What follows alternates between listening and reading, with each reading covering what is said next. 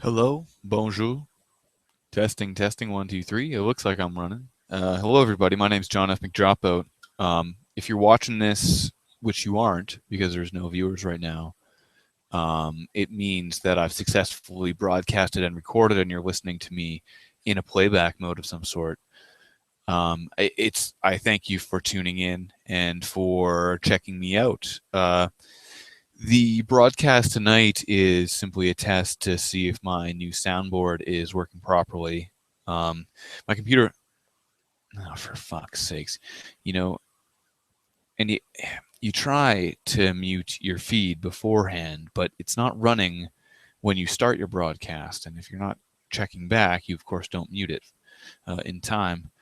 Um, this is simply to test out my feed to see if my computer is running. Of course, I've been having a little bit of issue with my computer. It's an older model, and I think I'm having trouble convincing the hamster to get up on the wheel.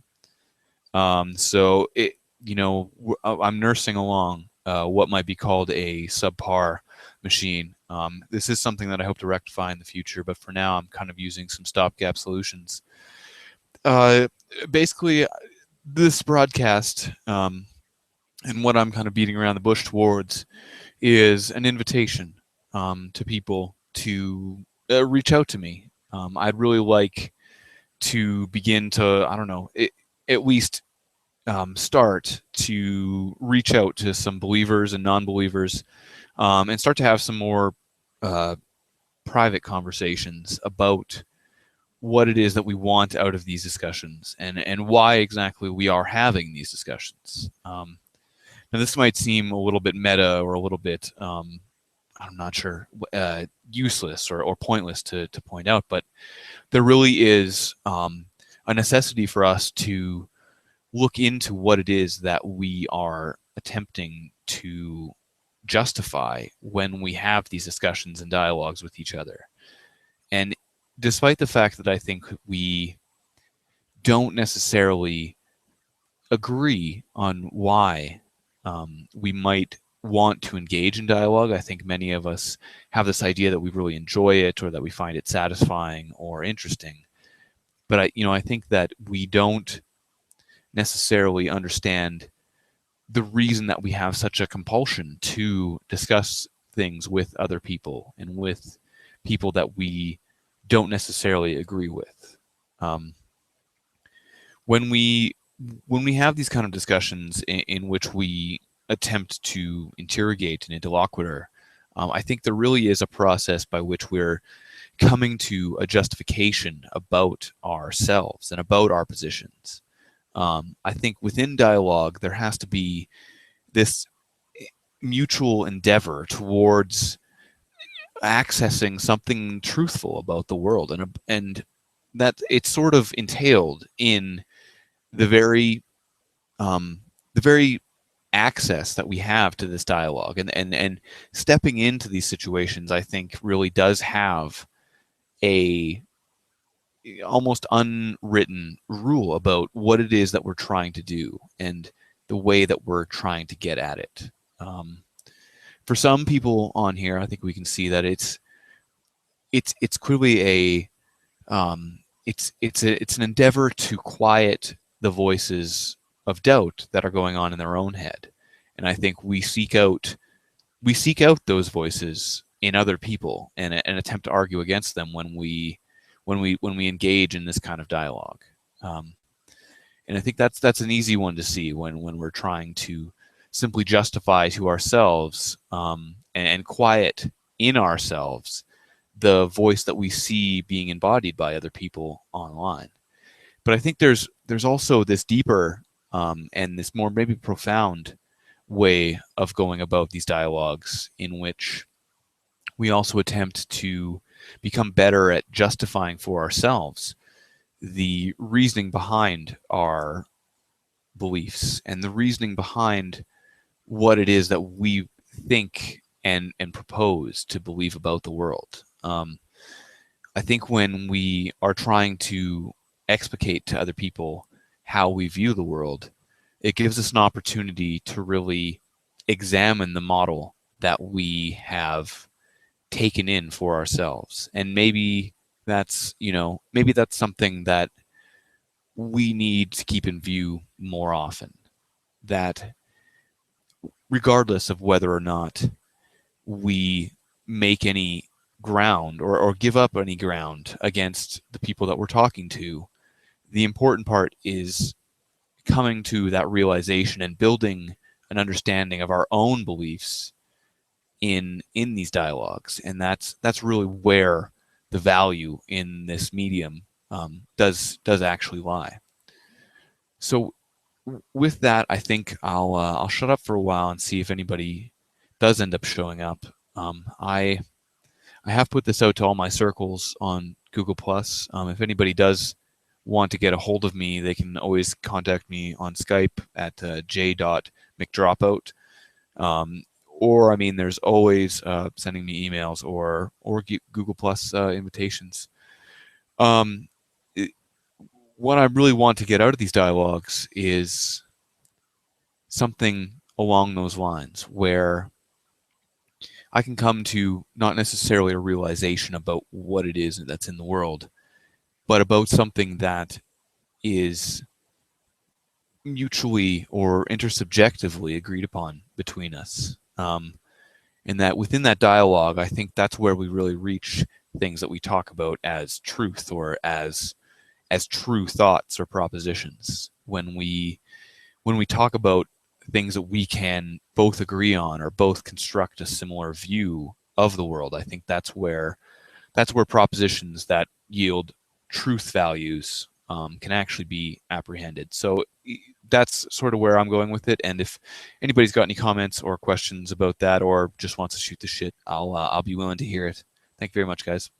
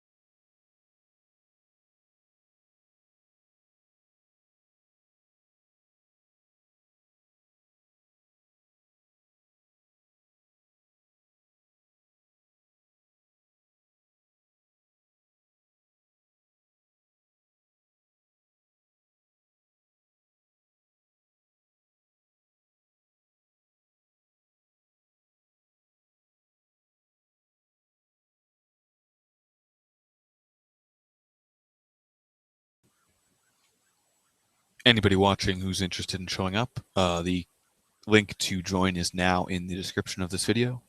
Please check it out to join up. Thank you.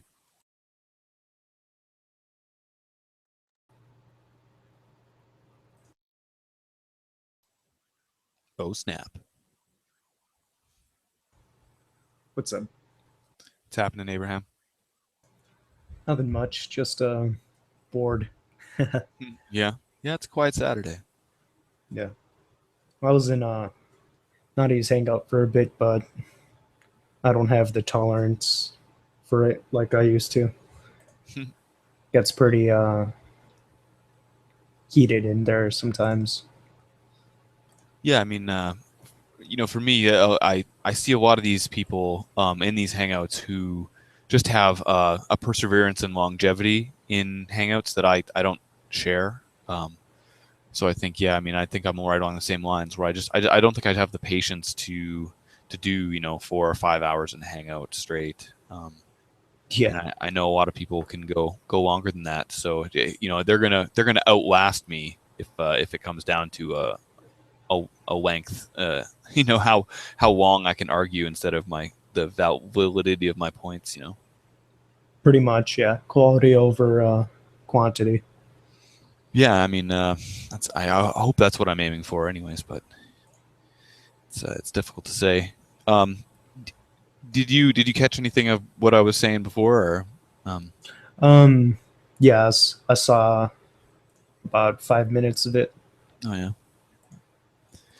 yeah. I mean, I don't know. I've been thinking a lot about it, and it's it's weird because within this medium we sort of engage in dialogue a lot, and I've been thinking a lot about the sort of unspoken agreement that sort of is entailed in dialogue when we're talking to people.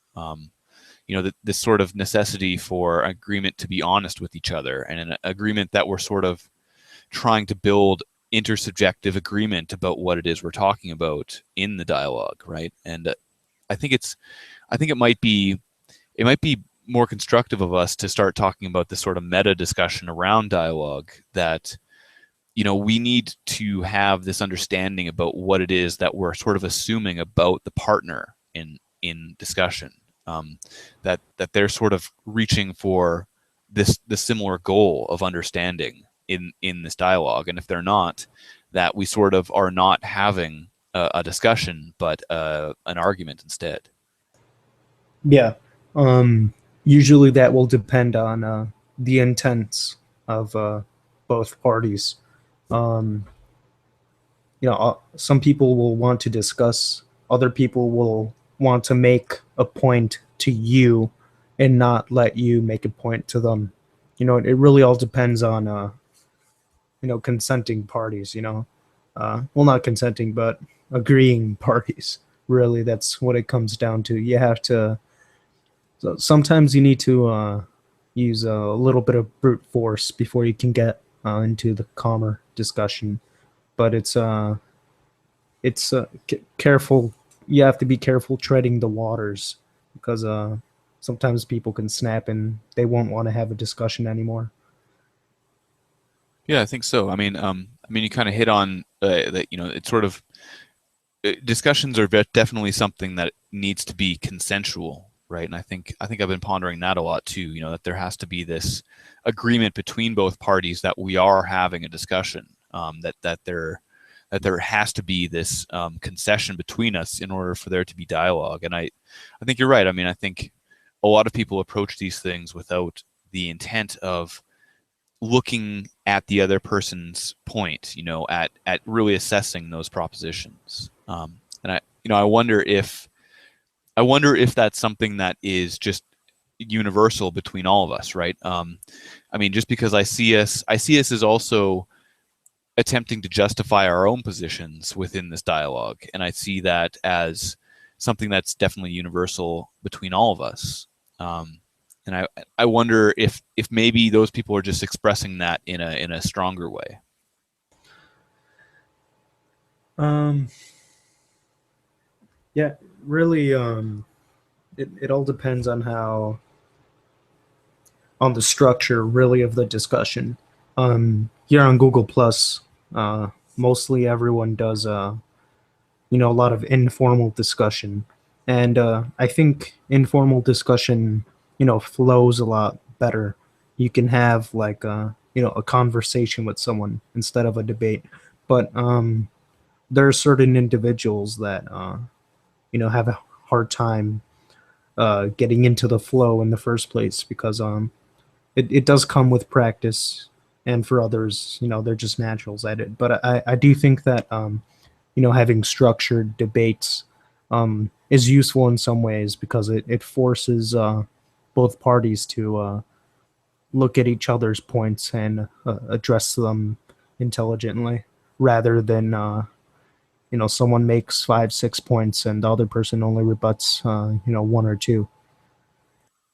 So they both have their upsides and downsides, but I think it all depends on what you use it for. Informal, informal.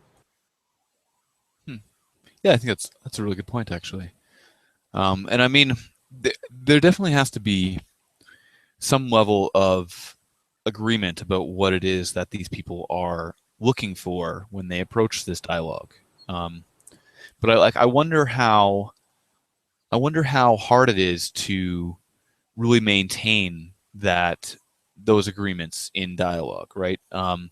It seems to me like people are quite willing to alter the standards by which they'll accept propositions or truth values on propositions, depending on their point of view and which things they sort of hold dear. And I wonder if shifting boundaries like that are sort of something that we need to guard against, or that needs to be addressed in dialogues, or are we all sort of being uh, a little bit biased in that sense?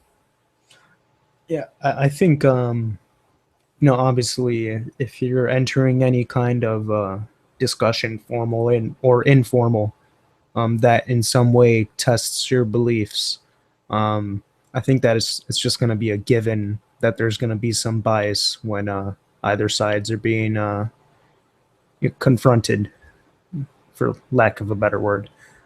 Um, and I would say that to an extent, it is natural for these biases to kind of interject into the discussion and kind of change the fluidity of it. But I will say that it really depends on what tools you use. Like I mentioned earlier, whether a debate is or discussion is structured or not, um, you can get different results with it. But it really depends overall on the discussion at hand and how it's being handled. I wouldn't say that there's a one size fits all. So biases definitely does have a huge impact on getting both sides to have an honest discussion.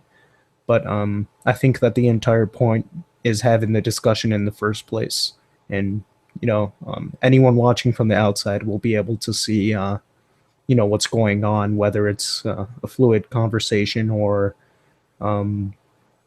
whether the two parties' points are flying over each other's heads. And I think that whether you're having a good debate or not, having it in the first place lets others see the prejudices presented, if any.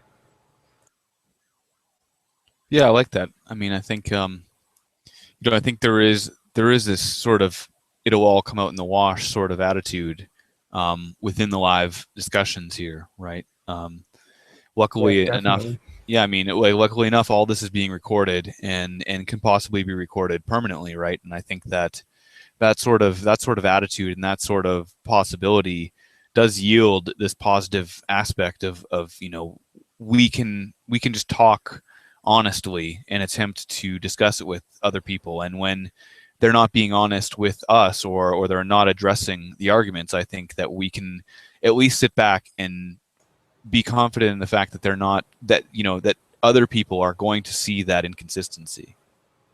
Yeah, definitely. Having live discussions, it puts some people off, but for the people that do engage in it, I think it's an extra motivating factor knowing that they're being recorded.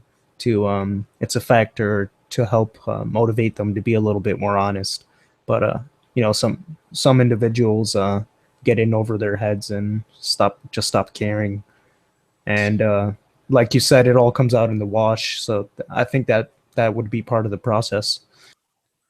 Yeah, I mean, I've often heard it discussed as if that the live broadcast can sometimes bring out people as a caricature of themselves, or what they're trying to portray.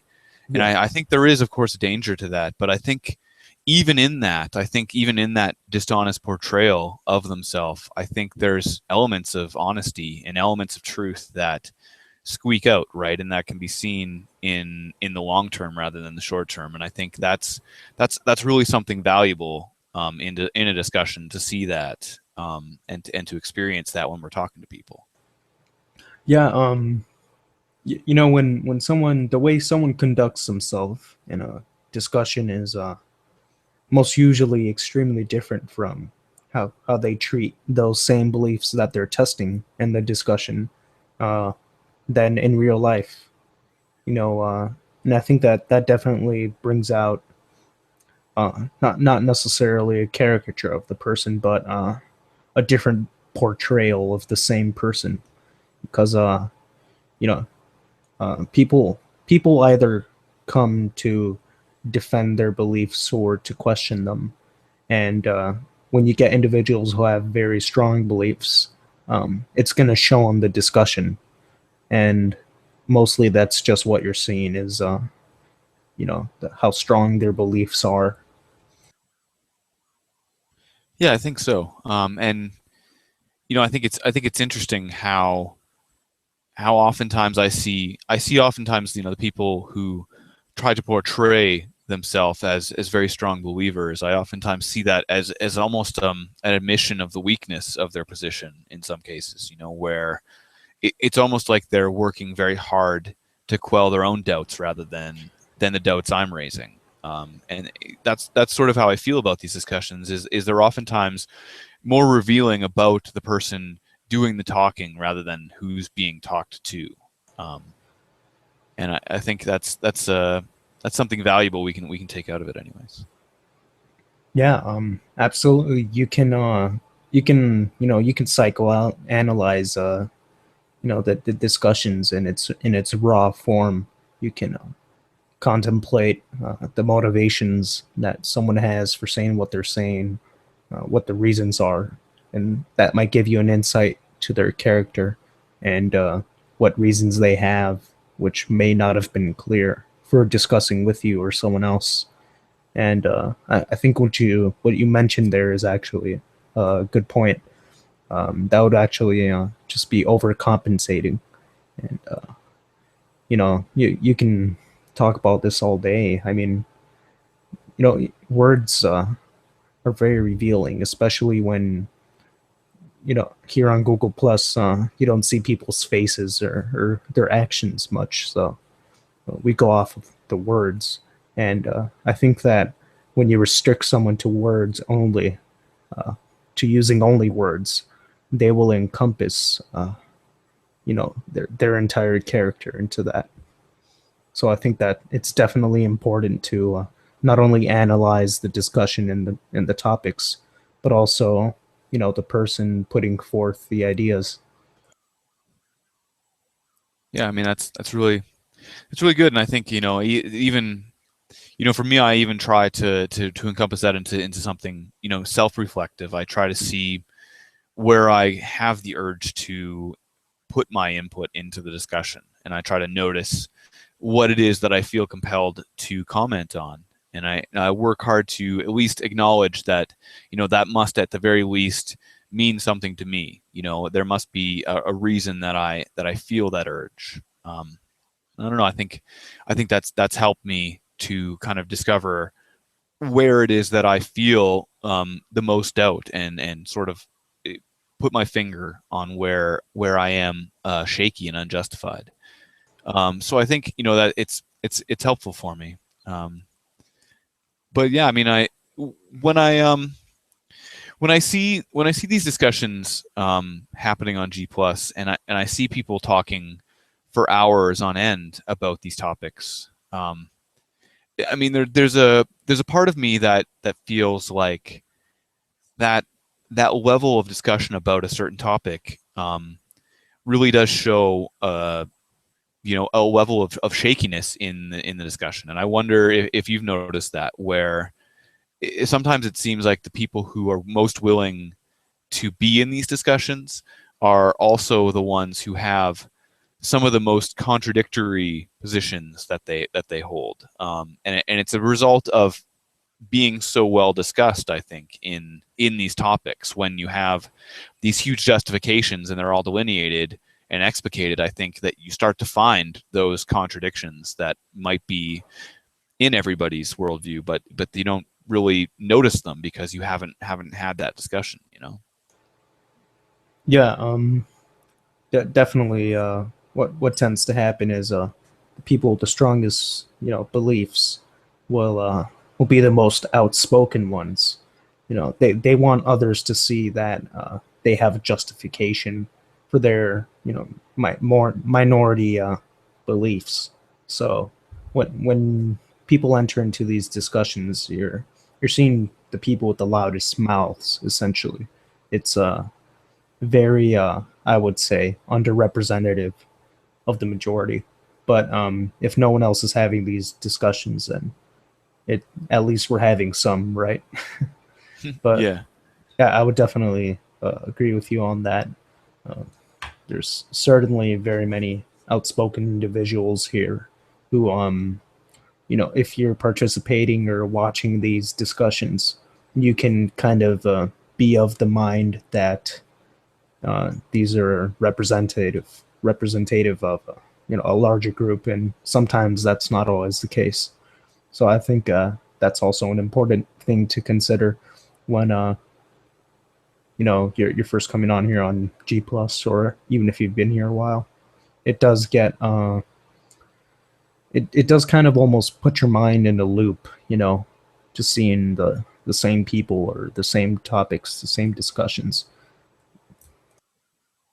Yeah, I think so. I mean, it can make it kind of feel like it's a topic that sort of just goes round and round. And I think a lot of people end up feeling frustrated that they hear the same topics being raised over and over, or they'll hear the same, fact, quote unquote, that gets raised over and over. And I think that frustration is clearly, of course, with hearing the same justifications over and over. But I think it's also with the fact that even though these people spend so much time having these justifications addressed, they can still maintain them. And I think that's something that sort of is puzzling when we look at it from an individual point of view. And I think it really does speak to the necessity to see discussions as something that's affecting you and not necessarily affecting the other person.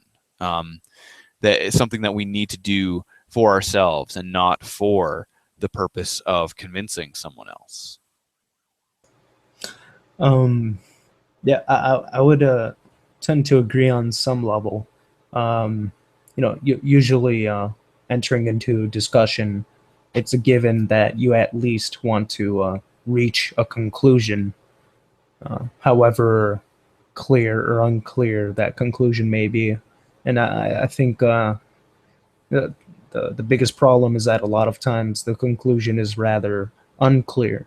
A lot of discussions won't even reach a conclusion or a consensus because the boiling pot is so large. You can touch on any one topic, and it will still take you so long before you can say, "All right, this pot is done. Let's take it off the kettle, or take it off the stove, rather." Yeah, But I get what you're saying. I mean, it's possible that we might be talking, yeah, completely past each other in some discussions, or at the very least, it may not be possible to reach the end or to a conclusion simply by dialogue.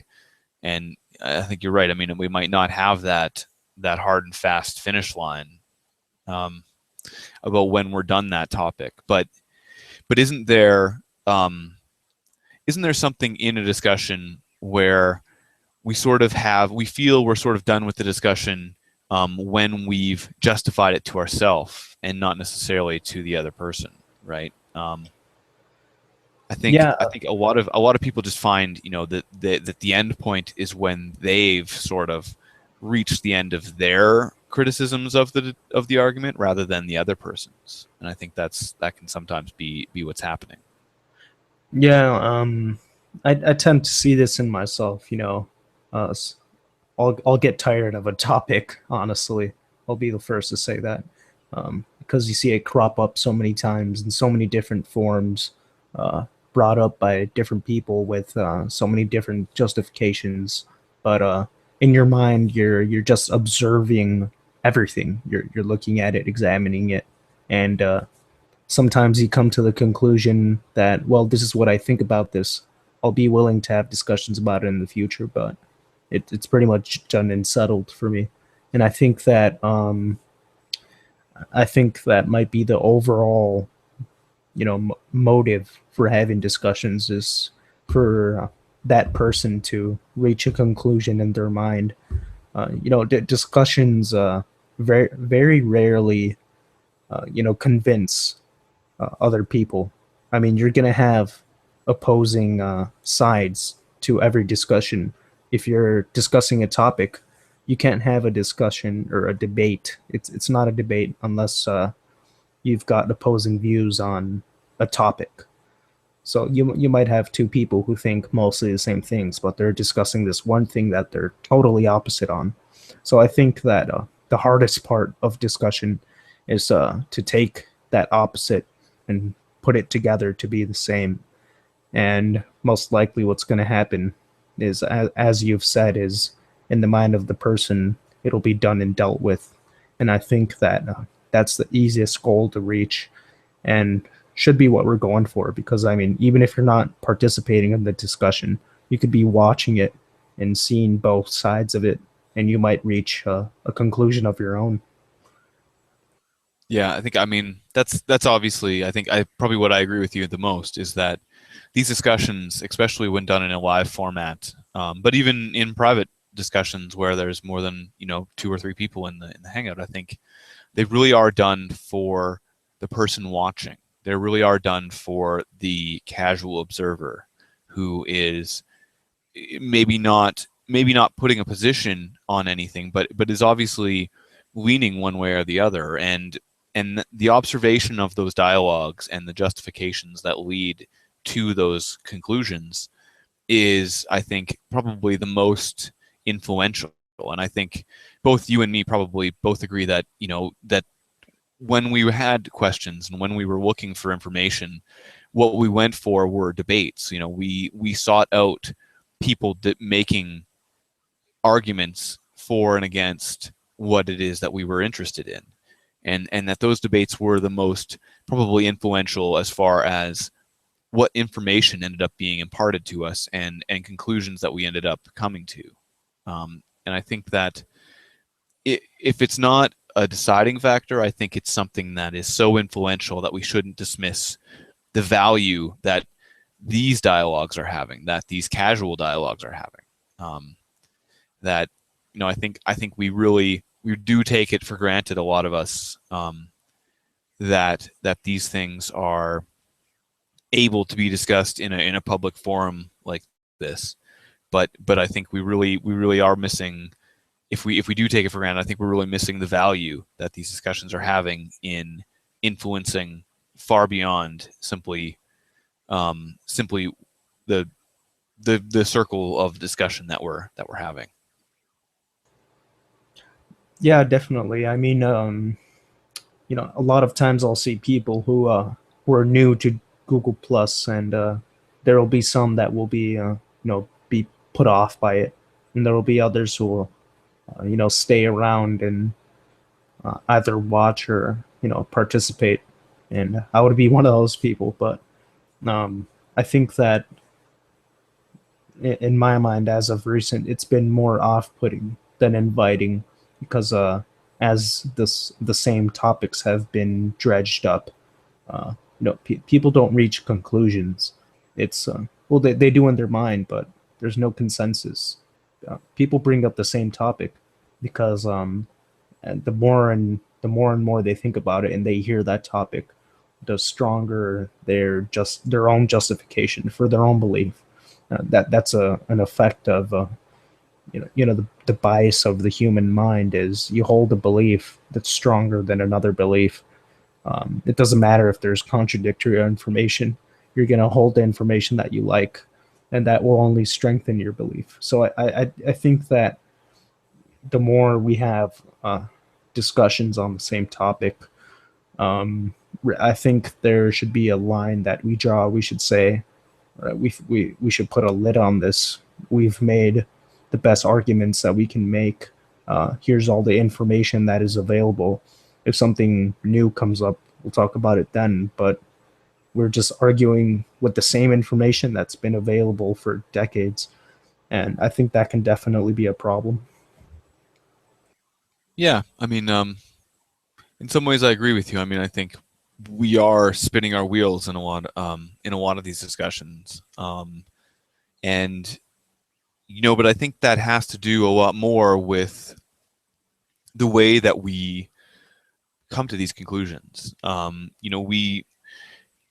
I think it. The human mind clearly does get influenced quite rapidly by repetition, and especially internal repetition. So, I mean, when we repeat these things over and over in these discussions that we have, I think we can become more and more convinced by the conclusions that we draw from those repetitions and from those mimetic sort of activities where we create something that is um, it sticks in our head basically. And I think that these discussions are oftentimes end up getting used like that, as a way of reinforcing those arguments and a way of repeating those arguments to the point where they are automatic and feel intuitive almost. And I think that's that's clearly where these dialogues can both have their positives and their negatives, right? They can make us quite well versed in critical thinking, or they can have the opposite effect where we become quite well versed in shutting down dialogue and shutting down criticism and debate. And I think that it's sort of this double-edged sword that we're facing with these sort of discussions. Yeah, I would agree with you on that. There is two sides of the coin. You'll have people who even having engaged in the same topic or of discussion for a very long time, and they'll always be open to any tangent on that topic. But you'll see other people who, the longer they go on, and the longer they've argued, they'll almost kind of write a script, and as you've said, will shut down certain paths that they don't want to go down, either because they've gone down it in the past or because whatever reasons they might have, they don't want to go down it. So I think that if you're going to have a discussion, it's definitely important to always leave an option open to be wrong. There's nothing wrong with being wrong, for lack of better words, but I think that people often forget that, and they'll get used to this this script. They've seen this discussion for so long that now when they engage in it, they're so used to arguing it a certain way, they won't ever change the way that they argue it. And I think that that shuts down a lot of opportunities for discussion. And the point that I made earlier, I definitely I don't think it's a problem to build on arguments, but when you have these individuals who shut down opportunities, and sometimes you do have to shut the lid, simply because it gets dull. But that would be few and far in between, I would say. Right. I think it's clear that there are probably people out there who just aren't open to having those sort of discussions and dialogues, and that it would be unproductive to continue past the point of discovering that with those certain individuals. And I think it sort of has when we think about these people who end up becoming closed off to certain aspects of dialogue and paths. I think it's understandable. I'm very sympathetic to that, because I think people love to feel right. I think feeling right and feeling justified is one of the more exhilarating things about being a human, and one of the more exhilarating emotional senses that we have. And so I think it's understandable to want to build to that sensation of justifying our own actions and feeling justified in the way that we believe and act. But I think it's also the danger when we find something that confirms or justifies our currently held beliefs. I think we're very attracted to feeling right in that sense, and I think we're very drawn to that which justifies our currently held positions. And I know that's just a restatement of bias, but I think it's important to see that feeling of being justified and being right is not necessarily always connected to the actuality of being right, and sometimes we need uh, a wake up call in order to realize that. And I think that's where this dialogue can become something of an advantage for us, where we internalize a critical eye on everything we say. Um, when we can take what we would know that anybody watching would say about it and justify it to them as well as to ourselves. I don't know if that makes any sense. I'm thinking of uh, taking other people's voices like yours or mine and internalizing them in our own heads as something that we can as another voice, a critical voice about our own thoughts. No, yeah, that definitely makes sense. There's a huge difference between being right and feeling right. Mm. I think that that's the starting point for a discussion in the first place. Is both sides will feel right on the opposite ends of a topic or a conclusion that they've reached, and that's the beginning point for having discussion in the first place.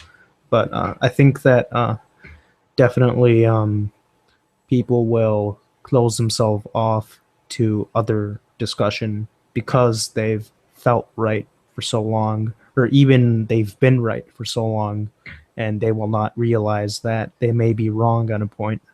And that definitely does have an effect.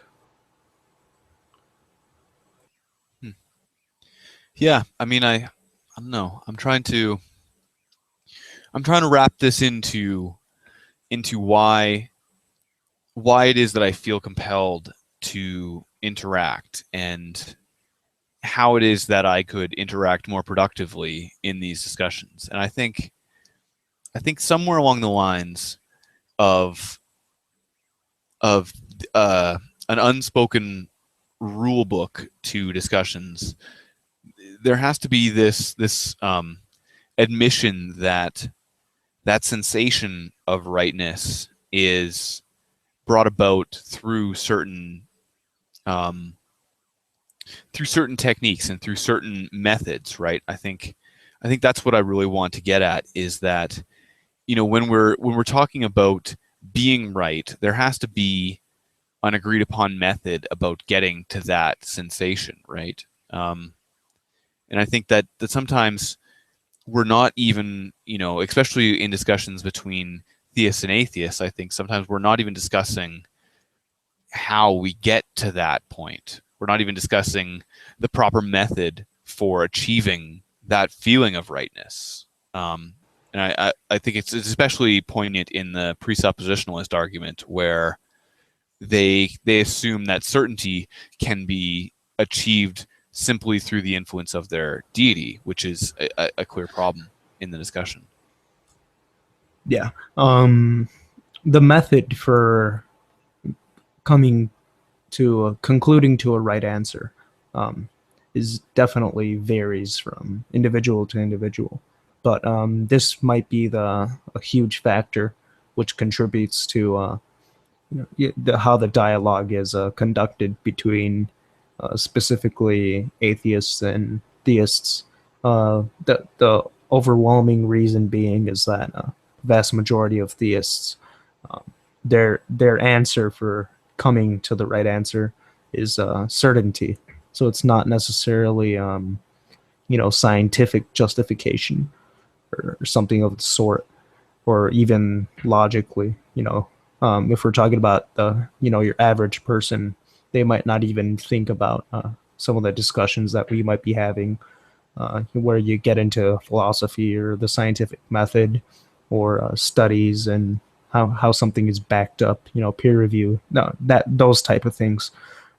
I think it's definitely something worth thinking about and discussing about is, well, how to get to the right answer, because definitely there's really wide and varying views on how you do get to the right answer. But I think if you're having a discussion with someone who doesn't even agree that your method of getting to the right answer is correct, then there's not no point to the discussion. It's just going to be a lot harder to get through to them. So I think that's definitely something people have to think about when they're debating someone whose epistemology is very different to theirs. Yeah, definitely. You know, I, this has all been very kind of very serious. What's how have you been, Abraham? I mean, have you been kind of enjoying the interactions on YouTube and G Plus lately? I know it's been a little slow without G Man, but I know that a lot of the other theists have been kind of stepping up and at least interacting a little more. I know we've lost some familiar faces, but how have you found any new people to interact with who you've really enjoyed the the back and forth with? Um, I really right now I can't think of anyone off the top of my head, but I have in my time in G Plus since starting again in January, February ish this year because I tried G Plus out for a while in 2014, but it was only for a month, so I don't really count that. But I think in the time that I've been on G Plus, which is a good 7 or 8 months, I have met some interesting individuals who were also new and were very enjoyable to talk with. You'll have the people who are somewhat big, if you know what I mean, in G plus. Everyone knows them, they're popular, and they might not be the most enjoyable to discuss with. And then you might have someone who holds the same beliefs as them, but they might be better to have discussion with than someone who even agrees with you. And I think that it all depends on the individual. You can meet some people who are just great to talk with, even though you might dislike their beliefs or you completely disagree with them, but you can still have an honest and calm conversation with them rather than a debate or discussion or argument even. And I think that's the best part about G Plus is as it's good people, it's bad people, but no matter what, you're always trying to engage in discussion, and I think that's what keeps it relevant. So it doesn't necessarily depend on who's around more or who talks more. I think it really depends on the actual discussion, and that's what I value most. Yeah, definitely. And I mean, one thing I really value about the G Plus discussion boards and is that it's sort of when you step into these communities, there is this unwritten consent to talk about these particular topics, which oftentimes in normal life in society doesn't, you don't really have that permission to simply bring up, the morality of God or abortion or things like along these lines, right? Where I think within Google Plus there is this sort of unspoken agreement that by stepping into these rooms we are agreeing to discuss these things, and I think that level of consent in the discussion it opens up at least a pathway for the dialogue to progress, and that doesn't really happen in real life as far as very often anyways in my experience. Yeah, you know, discussion boards. I find that the more open they are, when you enter into a discussion, it's almost as you said, it's not explicit that there are no boundaries. Essentially, there's no boundaries to what topics you can touch on, what you can talk about. Someone might disagree that you shouldn't be able to talk about that, but hey, that would just be another discussion that you're having, right? And I think that's what interests me the most is the discussions we have here. You wouldn't be able to have with your average day-to-day person.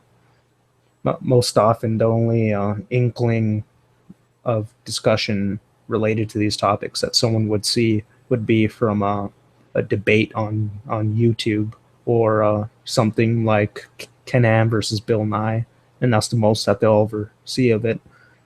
So I definitely think that G Plus and other discussion boards is an amazing opportunity where anyone can join up and join the discussion, whereas in real life it would just be shut down. Either it would be shut down or the other person wouldn't be capable of having that discussion with you. And I think that's what attracts a lot of people is they might have doubts or they might have justifications, and they'll come here because there's really no other place for them to go. And I think that it's good that G Plus has opened up this opportunity for discussion. Yeah, I agree. I mean, I think you're right. The people who were looking for those discussions were drawn to the debates and the public events because they wanted to view those dialogues. Those they wanted to view those dialogues without having to actually be in them. And I think that's what really, you're right. I mean, I think I'm very grateful that G Plus has sort of allowed these discussions to become sort of commonplace and casual rather than always to be forced into a formal or an organized setting. Um, Yep.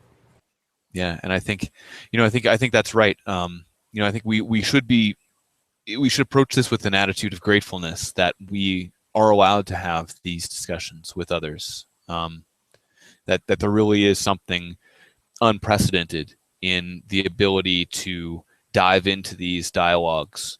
That it was really only a very special class of people that used to be able to have these discussions, and I think we've sort of seen an opening of dialogue as something that is accessible to everyone rather than to accessible to people in specific situations.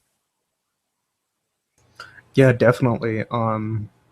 Google Plus and similar sites have opened up the opportunity to pretty much anyone. Uh, yeah, obviously there'll still be some individuals who don't have an internet connection or something to go on the internet with and communicate with, but it's still a given that before even the internet really, um, you would only see anything slightly similar on even on TV, and it would usually just be one sided. You wouldn't always see debates. The debates would be far and few in between. I think the G Plus is certainly a good opportunity, and I hope that more like it will continue to be opened up, and not just in in this format. I like the format, but I think it's a little bit too out there, even at that, because you're not having discussions with people in your real life. These are just people you may not know on a screen, but at least you can talk about something that was maybe a faux pas, in your day to day life. And I think that it's definitely something to be grateful for is having the opportunity to discuss this, because there's some people who they don't have anyone else to talk to. They might Yeah, try talking to that's their parents or something, I or mean their that's friends, and it will just be shut down immediately. yeah, I mean that's what I was going to hit on is that I mean a lot of times these dialogues are being had on here in lieu of dialogues that they can't have in their real life for these people. And when they view it, it's something so cathartic and so beautiful for them that they're not able to experience in their real life. I think we downplay some of the, we sort of say it's a casual discussion or it's just a dialogue or something along those lines. But, these people oftentimes will hold on to these things as something quite special and something quite influential for them. Um, and I know that even within myself, I do value hearing people talk about these things, and it allows me to have that dialogue within myself. And I think that's something we shouldn't downplay. That there may be people out there who can't have these discussions, and that we can be having them for them is something quite amazing. Yeah, I definitely think that the opportunities are endless. I mean, as I said before, someone who may not have been able to have this discussion, it could be, just mind blowing for them. They might share something that they might not have otherwise been able to share with someone, and it will just be a grand experience for them. and I think that they'll definitely hold on to that. You'll have people who might even be persecuted. An atheist woman living in Israel or elsewhere in the Middle East might be able to have a hangout or something like that, where she can be anonymized, or just anyone in particular. I think that the exclusion of these discussions to this site and other similar sites um, is the exclusion itself is a downside, because I would like to be able to have these discussions with anyone. Um, Obviously, that would probably never happen, but I do think that simply because of its exclusion, that people have to come here to be able to discuss in the first place, it does open up a lot of opportunities for that person to share something that they might not otherwise have the chance to share. Yeah, when I think about all the people who probably do want to have this discussion, but can't, I think that's obviously a motivation for me to continue in it. But is there? I don't know. Is there really a reason for that person to take anything we say seriously, right? I think that's a good question, and that's something we maybe should ask ourselves. But I wonder how how much of that is just a low view of myself rather than something that I really should be taking seriously. I think that I think I think really, no matter how misinformed or uninformed I am, approaching a dialogue with a certain level of honesty is always going to have a value.